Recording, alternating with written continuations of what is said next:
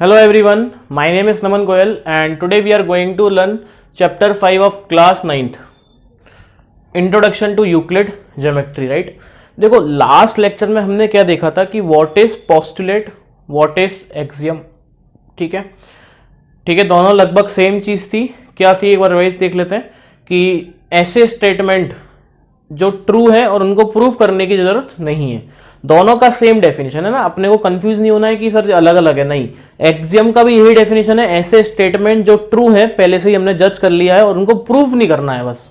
ठीक है, पोस्टुलेट भी क्या होता है, ऐसे स्टेटमेंट जिनको हमने जज कर चुके हैं और वो ट्रू है बट उनको प्रूव नहीं करना है। डिफरेंस क्या था कि एक्सियम्स को जरूरी नहीं है कि हम सिर्फ ज्योमेट्री में ही यूज करें, अपन उसको बाहर भी यूज कर सकते हैं ज्योमेट्री के, बट पोस्टुलेट्स को आपको सिर्फ और सिर्फ ज्योमेट्री में ही यूज करना पड़ेगा। अच्छा, आज जो टॉपिक हम पढ़ने वाले हैं वो है equivalent version of Euclid fifth postulate. ठीक है, देखो लास्ट लेक्चर में हमने एक्सियम पढ़ा था और 5 यूक्लिड के पोस्टुलेट्स पढ़े थे। तो आज हम क्या पढ़ने वाले हैं, equivalent version of Euclid fifth postulate. तो पहले तो फिफ्थ पोस्टुलेट की बात कर लेते हैं थोड़ी सी कि फिफ्थ पोस्टुलेट क्या था। फिफ्थ पोस्टुलेट में क्या हो रहा था कि जैसे ये एक लाइन है, ये एक लाइन है, ठीक है। अब इनके ऊपर कोई एक तीसरी लाइन है जो फॉलो हो रही है, तो वो हमने ऐसे कुछ इसको इंट्रोड्यूस किया था, ऐसा। ठीक है, ऐसा कुछ। तो अब इन तीनों लाइन से कुछ यहां पे इंटीरियर एंगल्स का फॉर्म होगा। तो ये एक इंटीरियर एंगल है, ये एक इंटीरियर एंगल है, ये एक इंटीरियर है, ये एक इंटीरियर है। ठीक है, तो हमें वो इंटीरियर एंगल लेने थे जिनका सम 180 से छोटा है। तो मैंने ये दोनों एंगल लिए, इन दोनों का सम क्या है, 180 से छोटा है। तो अगर मैं इस साइड वाली लाइन को आगे प्रोड्यूस करूंगा तो they will definitely meet at one point, they will definitely meet at one point. वो हमेशा एक ना एक पॉइंट पे इंटरसेक्ट करेंगे। तो देखो जैसे अगर मैं इसको आगे बढ़ा रहा हूं, इसको आगे बढ़ा रहा हूं, तो ये पॉइंट देखो, ये वाला, इसको आगे बढ़ाया, इसको आगे बढ़ाया, तो ये जो पॉइंट है वो यहां पे क्या कर रहे हैं, इंटरसेक्ट कर रहे हैं। तो अगर वो इंटरसेक्ट कर रहे हैं तो इसका मतलब क्या है कि इन दोनों का सम क्या होगा, 180 से छोटा होगा। ठीक है, तो ये था हमारे पास फिफ्थ पोस्टुलेट। ठीक है, अब अपन आगे की बात करते हैं।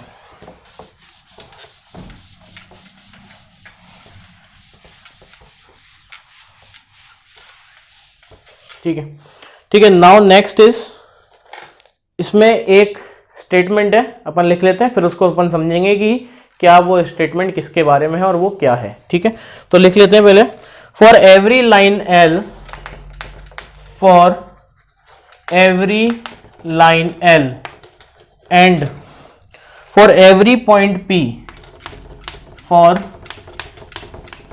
Every point P not lying on L, not lying on L, there exists a unique line M passing through P, passing through P and parallel to L। ठीक है, अब इस बात को समझने की कोशिश करेंगे जरा, है ना, कि क्या है एग्जैक्टली ये बात। देखो, for every line L and for every point P, तो इसका मतलब क्या है कि यहां पे कोई भी एक लाइन है L, ठीक है, और कोई भी एक यहां पे एक पॉइंट है P। तो फॉर एग्जाम्पल ये पॉइंट हमने P मान लिया। ठीक है, अब P पॉइंट से बहुत सारी लाइनें पास हो सकती हैं। अरे एक पॉइंट से कितनी लाइनें पास हो सकती है, बहुत सारी, जितनी आपको करनी हो बहुत सारी पास हो जाएंगी। तो ऐसी बहुत सारी लाइनें पास होंगी, बट उसमें से एक यूनिक लाइन ऐसी होगी M, जो P पॉइंट से पास हो रही है और L के क्या है, पैरेलल है। तो ये ऐसी लाइन।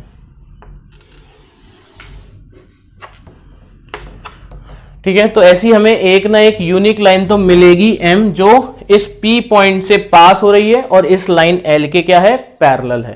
ठीक है, तो बेसिकली इस चीज का ये वेरी इंपॉर्टेंट है, इस चीज को अपन क्वेश्चंस में बहुत यूज करते हैं। आगे आने वाले चैप्टर जो है लाइंस एंड एंगल्स, उसमें हम इस वाली चीज का यूज करेंगे कि अपन क्या करेंगे, एक लाइन होगा और एक पॉइंट होगा, तो इस पॉइंट से पास होने वाली एक लाइन ड्रॉ करेंगे जो इसकी क्या होगी, एल के पैरेलल होगी। तो यही ये बोल रहा है कि यहां पे अगर कोई भी एक लाइन है एल, कोई भी एक पॉइंट है पी, तो हमें एक ना एक ऐसी लाइन जरूर मिलेगी जो कि इस पी पॉइंट से पास हो रही है और इस लाइन एल के क्या है, पैरेलल। तो यहां से अपन क्या बोल सकते हैं कि L is parallel to M. ठीक है, सही है। तो ये पोस्टुलेट जस्ट पोस्टुलेट के इक्विवेलेंट है ना, उसके जैसा ही है, क्योंकि उसमें क्या पैरेलल नहीं थी, उसमें कट कर रही थी, इसमें पैरेलल है। ठीक है, समझ में आ गया, कर लेंगे। तो इसी के साथ हमारा ये चैप्टर फिनिश होता है। इस चैप्टर से रिलेटेड जितनी भी एक्सरसाइज है आप उनको कर सकते हैं। एक्सरसाइज में इतना कुछ है नहीं, मैथमेटिकली कुछ नहीं है, बस इन पोस्टुलेट्स के बारे में थोड़ा लिखा हुआ है, आप उसको कर सकते हैं। ठीक है, नेक्स्ट लेक्चर में हम स्टार्ट करेंगे lines and angle chapter 6, which is very important, है ना, very important. Lines and angles में अपन बहुत सारी थ्योरम्स पढ़ने वाले हैं, बहुत सारी चीजें पढ़ने वाले हैं, तो बहुत इंपॉर्टेंट है। ठीक है, तो नेक्स्ट लेक्चर में जरूर आए, जब तक के लिए पढ़ते रहें, मिलते हैं नेक्स्ट लेक्चर में। Thank you so much.